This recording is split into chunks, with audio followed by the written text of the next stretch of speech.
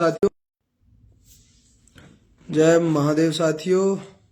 मैं विकास भारतीय, छोटा योगी।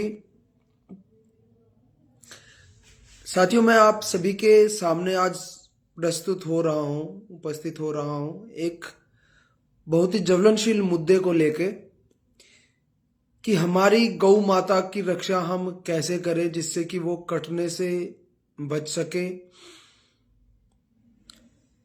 साथियों, एक छोटी सी बात आप समझने की कोशिश कीजिए कि भैंस क्यों नहीं काटी जाती।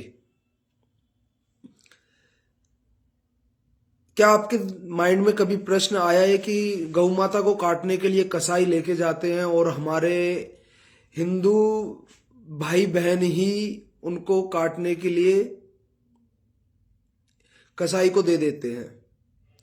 साथियों, कभी भी ये महसूस हुआ कि किस कारण ये हमारे हिंदू भाई बहन ही अच्छे से उसको पालते हैं और कुछ समय बाद उसको कसाई को दे देते हैं। भैंसों की उनको क्यों नहीं दे दिया जाता काटने के लिए। साथियों, जब तक हमारी गौ माता को सिर्फ दूध के ऊपर हम ये सोच के चलेंगे कि सिर्फ दूध के ऊपर उससे हम अपना व्यवसाय चलाते रहें, सिर्फ दूध का कार्य करके हम अपने आय अर्जन करते रहें, यह बहुत ही मुश्किल है। क्योंकि अधिकतर समय जो 7 से 8 महीने का होता है साथियों, उसमें से गौ माता बहुत कम समय में दूध दे पाती है। उसके बाद वह दूध देना बंद कर देती है। और सबसे बड़ा कारण यही है कि जितने भी गाय रखने वाले हमारे हिंदू भाई बहन, डेयरी करने वाले, वो सिर्फ और सिर्फ आय का अर्जन सिर्फ एक ही रखते हैं कि दूध बेच दे और हम अपना व्यवसाय चलाते रहे, अपना रोजी रोटी का काम उससे करते रहे। क्योंकि गौ माता थोड़ा दूध कम देती है, इस वजह से वो इतना सेल नहीं हो पाता।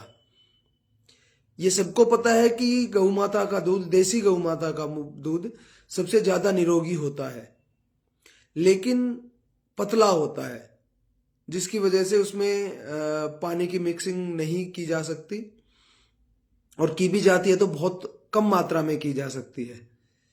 लेकिन निरोगी सबसे ज्यादा हमारी देसी गौ माता का, जिसके ऊपर कोबड़ निकला हुआ होता है। एक्चुअली देसी गौ माता उसी को माना जाता है जिसके ऊपर कुबड़ निकला हुआ हो और उसके सींग हो। ये दो अलग अलग पहचान है हमारी गौ माताओं की, कि एक तो उसके सर पे सींग होना चाहिए, दूसरा उसके ऊपर कमर पे कुबड़ होना चाहिए। अगर ये दोनों विशेषता उसके अंदर है तो वह देसी गौ माता है, और उसके दूध में वो निरोगीपन आएगा ही आएगा। साथियों, अमेरिकन गायों का जो दूध होता है उसमें कुछ ना कुछ बीमारियां जरूर आती ही आती है। वो कुछ टाइम के बाद, एक तो शुगर, बीपी, ये दो बीमारियां तो 101% आनी ही आनी है अगर जो हम अमेरिकन गऊ का दूध पीते हैं। साथियों, मेन मुद्दा है कि हम गौ माता का संरक्षण कैसे करें।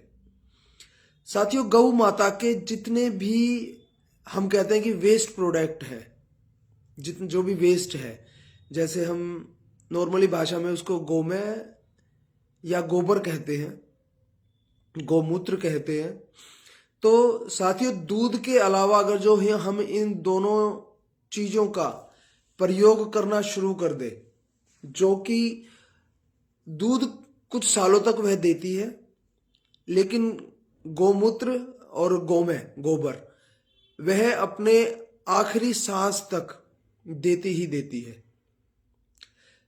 साथियों, सबसे पहले तो कि इन गोबर से बने प्रोडक्टों की डिमांड बनानी हमारे हाथ में है। जो भी भाई यह काम करते हैं, मैं ऑलरेडी इसको कर चुका हूं। हरित भू सॉल्यूशन के नाम से मैंने करीब करीब 3 साल जब कोविड लगा था उस टाइम से करना शुरू किया था। जो इसका सबसे बड़ा उत्पाद है वह है गाय के गोबर से बनी लकड़ियां, जिसको गोकास्ट भी कहते हैं।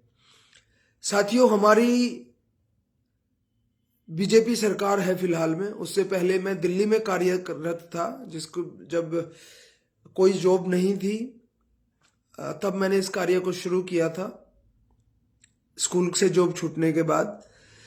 साथियों, गाय के गोबर से बनी लकड़ी या गोकास्ट जिसे हम कहते हैं, हमारे शमशान घाटों में अगर जो चलनी शुरू हो जाए, पूरी बेशक ना हो, लेकिन अगर 10 से 30% तक भी अगर गोकास्ट का प्रयोग होना शुरू हो जाए हमारे दाह संस्कार करने में, उसमें दिल्ली के सभी शमशान घाट शामिल होते हैं।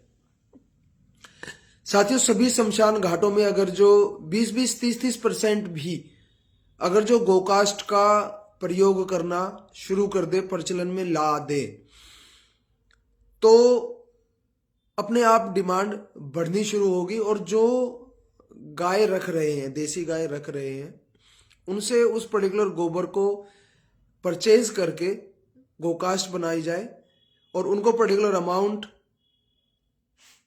1-2 रुपये 3 रुपये तक उन गाय रखने वालों को मिलता रहे गोबर लेने के एवज में।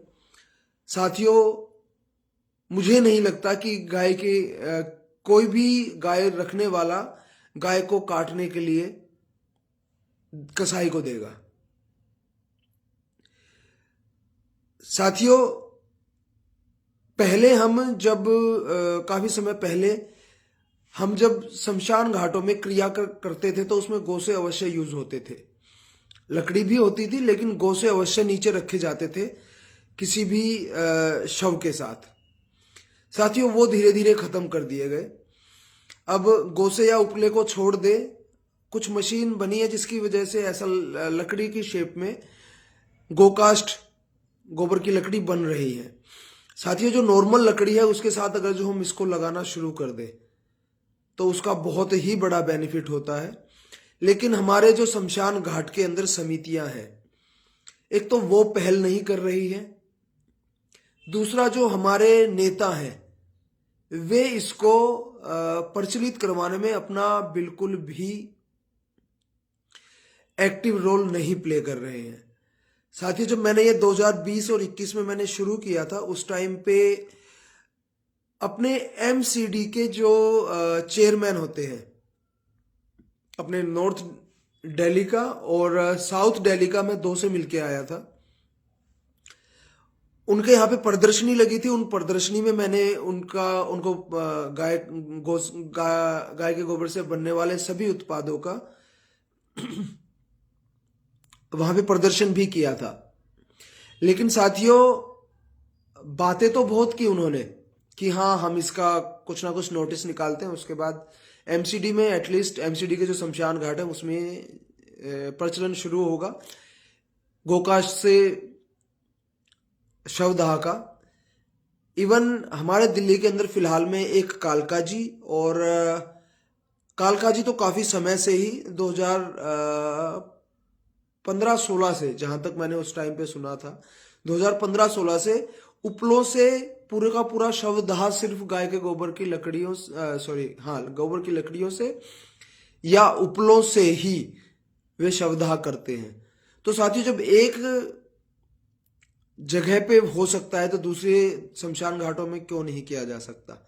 बेशक पूर्णतः तरीके से 100 के 100% उपले, गाय के गोबर के बने उपले या गोकास्ट ना हो, लेकिन 20 से 30%, 40% तक अगर जो हम गाय के गोबर से बने उपले व गोकास्ट का प्रयोग करना शुरू कर दे, तो क्या कोई भी गाय रखने वाला ग्वाला या डेयरी में रखने वाला कोई भी व्यवसायी क्या गाय को काटने के लिए किसी भी कसाई को देगा क्या? साथियों, काफी सारे दोस्त हैं ऐसे जिसमें मैं उस टाइम पे मिला था, वे लगे हुए हैं, काफी सारी संस्थाएं हैं जो लगी हुई हैं इस कार्य में, लेकिन जब तक डिमांड हमारे आम जनता के द्वारा नहीं बनेगी तब तक यह कार्य प्रचलन में नहीं आएगा। साथियों, सबसे पहले अगर हम जब शमशान घाट में जाते हैं, देखिए किसी का कोई भी रिश्तेदार जब दिवंगत होता है तो सभी को दुख होता है, लेकिन अगर हम अपने पर्यावरण का ध्यान रखें और उसके साथ हम अगर जो अपने गाय को अटैच करें और हम शमशान घाट पे जाने के बाद सबसे पहले गाय के गोबर से बने हुए उपले या गोकाष्ठ डिमांड करना शुरू कर दे, तो साथियों शमशान घाट के अंदर समितियां कितनी भी मना करें, धीरे धीरे उनको वह रखना पड़ेगा। क्यों? क्योंकि हम आम जनता उसकी डिमांड करना शुरू करेंगे। उनको सभी को यह बोले कि आप अपने यहाँ पे उपले और गोकाष्ठ रखना शुरू करें गाय के गोबर से बने हुए, ताकि शव को जो भी गया है उसको गाय के गोबर से बने उन उपलों का फायदा मिल सके। साथियों, इसमें एक तो धुआं कम होता है, दूसरा गाय के गोबर से हम जब गाय के गोबर से उपलों को या गोकाष्ठ को जब जलाते हैं तो उससे काफी सारी सकारात्मक वायु उत्सर्जित होती है जो कि हमारे वातावरण के लिए फायदा करती है। जैसे आपने पहले समय में यह सुना होगा कि गाय के गोबर की ही धूनी दी जाती थी, उसमें सामग्री, देसी घी आदि सब कुछ डलता था, लेकिन नॉर्मल लकड़ी नहीं यूज करते थे, उसमें गाय के गोबर से बनी उपले ही यूज करते थे। तो साथियों, जो धूनी होती है वाकई धूनी उसी को माना जाता है जो कि गाय के गोबर से बने उपलों के द्वारा की जाती है। और साथियों, गाय के गोबर से बने उपले, गोकाष्ठ, इनके साथ साथ और भी बहुत से उत्पाद हैं जो कि हम प्रयोग में ला सकते हैं।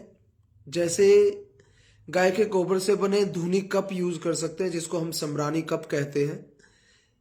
दो तरह के प्रचलन में है, एक तो है चारकोल से बने हुए जो ब्लैक कलर के होते हैं, दूसरे जो गोबर से बने हुए होते हैं, जो मैंने अपने हरितभू के द्वारा बनाए भी थे और काफी सेल भी हुए।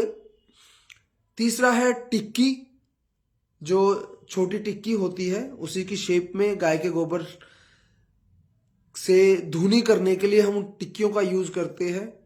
तो टिक्की हो गई, केचुआ खाद हो गया, कौन धूप हो गई जो कि सूखी होती है कौन धूप, ये दिए हो गए। इनको अगर जो हम बना के सेल करते हैं, जलाते हैं, तो ये साथियों जलता नहीं है, इसमें थोड़ी सी मिट्टी की मात्रा थोड़ी सी रखते हैं जिसकी वजह से वो जले ना। तो इसके दो बहुत बड़े फायदे हैं कि एक तो ये जलेगा नहीं, और जैसे मिट्टी के दिए उसको क्रश करके या फेंकना पड़ता है, इसको हम क्रश करके अगर जो हम अपने घर के बगीचे में डालते हैं, गमलों में डालते हैं, तो वो खाद का काम करती है।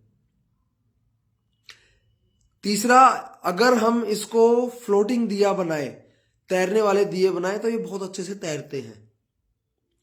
तो ये दिए भी बन सकते हैं, सम्रानी कप भी बन सकती है, गोकाष्ठ बन सकती है, उपले बन सकते हैं, सम्रानी कप बन सकते हैं, और साथियों पेंट भी बनता है, गोमे से बना पेंट भी बनता है, जिसकी मैंने भी इवन ट्रेनिंग ली हुई है। ये कुमारप्पा इंस्टीट्यूट जयपुर से ट्रेनिंग ली थी। तो पेंट भी बन सकता है साथियों उत्पाद बहुत हैं जो गाय के गोबर से, हमारी देसी गाय के गोबर से बनते हैं और बन सकते हैं, लेकिन उनकी डिमांड इतनी नहीं है। डिमांड जब तक नहीं बनेगी तब तक इनको प्रचलन में नहीं लाया जा सकता। तो साथियों, आप सभी से यह निवेदन है कि धीरे धीरे करके अपने आसपास गाय के गोबर से बने उत्पादों का प्रचलन में लाइए, डिमांड कीजिए, ताकि ये धीरे धीरे और ज़्यादा गति से प्रचलन में आए और जो हमारी गौ माताएं हैं वो कटनी बंद हो। जो हमारे गोरक्षक भाई हैं वे इतना तंग रहते हैं, इतना दुख पाते हैं अपने गौ माताओं को बचाने के लिए, उनका थोड़ा सा दुख कम हो। तो इसमें जो सबसे सक्रिय सहभागिता है वह सबसे पहले हमारी आम जनता की है, दूसरी सहभागिता हमारे नेताओं की है, और अब तो हमारी सनातनी सरकार है जिसको हम कह सकते हैं कि वो इसमें अपना योगदान दे, अपनी सक्रियता निभाए, और एटलीस्ट जो शमशान घाट है उसके अंदर 20, 30, 40% जितना भी हो सके उसमें नोटिस दे कि लकड़ी जलाइए, लकड़ी के साथ 20, 30, 40% जितना भी हो सकता है गोकास्ट या गाय के गोबर से बने उपले अवश्य प्रयोग करें। साथ ही उपले के साथ दिक्कत ये रहती है कि वो मैन मेड होते हैं तो जल्दी से नहीं बन पाते। तो गोकास्ट बहुत ही अच्छा जरिया है गाय के गोबर का उपयोग करने के लिए, जो वेस्ट में नालियों में जाता है, बाहर फेंक दिया जाता है गौशालाओं के।